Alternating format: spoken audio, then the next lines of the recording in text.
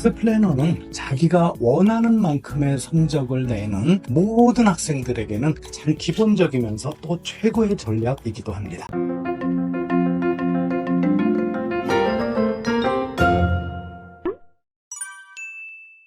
안녕하세요. 소통연 채널의 홍성민입니다. 오늘은 학습 플래너 사용과 관련한 몇 가지 꼭 아셔야 되는 일, 그 다음에 사용하는 방법, 원칙 좀 이야기하려고 합니다. 학습 플래너는 자기가 원하는 만큼의 성적을 내는 모든 학생들에게는 가장 기본적이면서 또 최고의 전략이기도 합니다. 학습 플래너는요, 공부 습관을 만드는 데 가장 핵심이 되고요, 또 메타인지에도 핵심입니다. 자기 자신을 얼마나 아느냐 하는 문제, 내가 진짜로 안다는 것은 무엇인지, 또는 내가 아는 것은 무엇이고 모르는 것은 무엇인지에 대한 통찰력을 제공해 주기도 하죠. 또한 우리 다중지능에서도 성찰지능이라는 게 있었고요. 거의 모든 성공한 사람들은 자신의 다중지능 외에도 성찰지능이 높았다라는 거 잊지 마시기 바랍니다. 바로 자기 성찰에도 핵심인 학습 플래너이지요. 그런데 이 학습 플래너를 사용하는데도 몇 가지 원칙이 있다는 거 오늘 정리해 드리겠습니다. 첫 번째, 학습 플래너는요, PDS 시스템으로 운영이 되어야 합니다. PDS란 기업체에서 가장 기본적으로 활용하는 방법들이지요.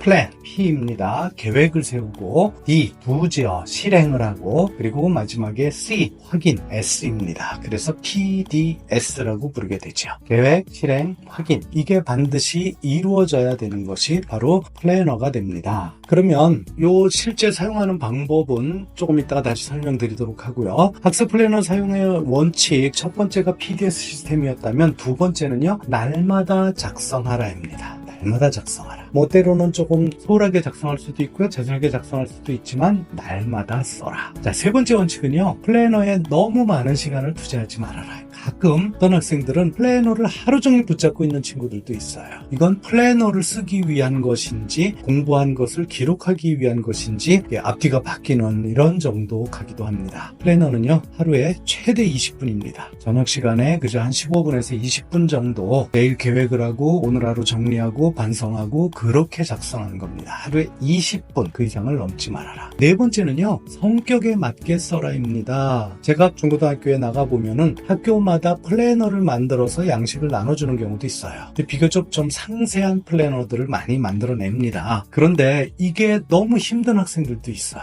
물론 그런 플래너가 아주 딱 맞는 학생들도 있어요. 계획이 그냥 플래너를 주지 않아도 머리에 쫙 서지는 이런 학생들도 있습니다. 자신의 성격에 맞게 써라. 단 간단하게라도 반드시 쓰는 것이 좋다입니다. 형식은 전혀 중요하지 않습니다. 그냥 수첩에다 써도 좋고요, 노트에다 써도 좋고요, 다이어리여도 좋고요, 무방구에서 사는 그런 거여도 좋고, 아예 학습 플래너라는 이름으로 아주 꼼꼼하게 작성할 수 있도록 나와 있는 거여도 좋습니다. 그러나 그 형식은 각자 자기에게 맞는 걸 쓰면 되겠습니다. 물론 우리 소통교육연구소에도 플래너가 있습니다. 그러나 저는 그것을 누구나 꼭 이걸 써라라고 절대 권하지 않습니다. 그렇게 쓰기 시작을 하면은요, 며칠 만에 포기하는 친구들도 많기 때문입니다. 그냥 자신 성격에 맞게 써라. 마지막 다섯 번째는요, 플래너를 누군가에게 보여주는 것도 좋다입니다. 물론 관리를 하거나 감시를 하거나 이런 용도라기보다는 소통을 하기 위한 용도라면 가장 좋겠습니다. 그걸 통해서 서로 계획대로 잘 되고 있는지, 또는 인정, 칭찬 이런 것을 위한 소통의 도구라면 가장 좋겠습니다. 제가 저희 소통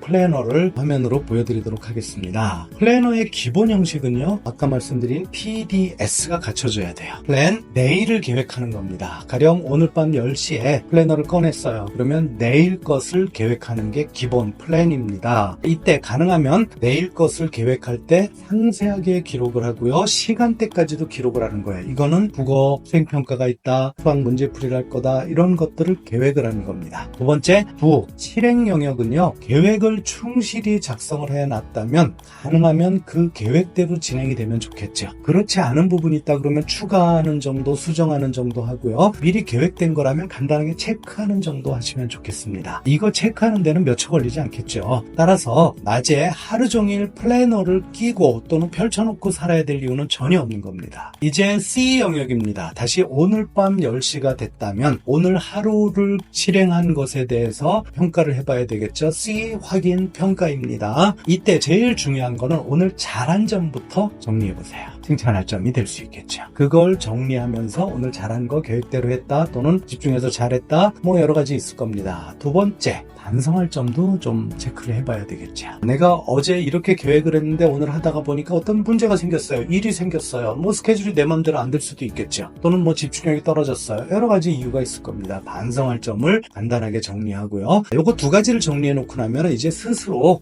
내일은 어떻게 해야 되겠다라는 나와의 약속이 떠오르실 겁니다. 내일은 이런 부분, 오늘 부족한 부분 이렇게 하겠다. 오늘 이렇게 해보니까 아주 효율이 좋았다. 내일도 이렇게 해야지. 이런 거 정리하는 겁니다. 여기까지 하고 나면 마지막 한 가지 더 할 일이 있습니다. 오늘 하루를 점수로 평가해 보는 거예요. 뭐 5점 척도여도 좋고요. 10점 척도여도 좋습니다. 저희 소통교육연구소 플래너에서는 11점 척도를 씁니다. 0점부터 10점까지인 거죠. 오늘 하루를 그냥 가볍게 평가해 보세요. 오늘은 내가 좀 마음에 안 들었어. 5점. 오늘은 좀 괜찮았어. 8점. 오늘은 정말 마음에 들게 했어. 뭐 9점, 10점 나올 수 있겠죠. 그 정도로 가볍게 체크를 해 보는 겁니다. 단 중요한 게 있죠. 이 양식화된 플래너를 쓸 때 좋은 점은요. 일단 그런 형식을 다 갖춰져 있다라는 거고요. 심지어는 시간대까지도 쓰기 편하게 나뉘어져 있다라는 거죠. 그래서 권하는 겁니다. 다만 그런 시간대별로 이게 작성하는 것 또는 그렇게 시간마다 내가 기록해야 되는 것에 대한 부담을 갖는 친구들이라면 그런 거 다 필요 없어요. 초등학교 때부터 해왔던 미션 리스트 작성법 있죠? 그 정도만 하셔도 괜찮아요. 그러나 꼭 하셔야 된다는 거 잊지 마시기 바랍니다. 그리고 PDS 다시 한번 강조합니다. 플랜, 계획을 세우고, 도, 실행을 하고, 그리고 C, 확인을 한다. 이때 확인도요, 부모님이나 선생님의 확인을 의미하는 거 아닙니다. 자기 스스로 확인하고 평가하는 것을 의미합니다. 오늘 이렇게 학습 플래너 활용의 의미와 그리고 그 사용 방법, 원칙까지 정리해 드렸습니다. 다시 한번 강조드립니다. 자기가 원하는 만큼의 성적을 내는 모든 학생들은 학습 플래너를 반드시 활용한다라는 거 잊지 마시고요. 여러분도 여러분이 원하는 만큼의 성과, 성적을 내는 그런 학습 플래너 사용자가 되시기 바랍니다. 지금까지 소통연 채널의 홍성민이었습니다. 고맙습니다.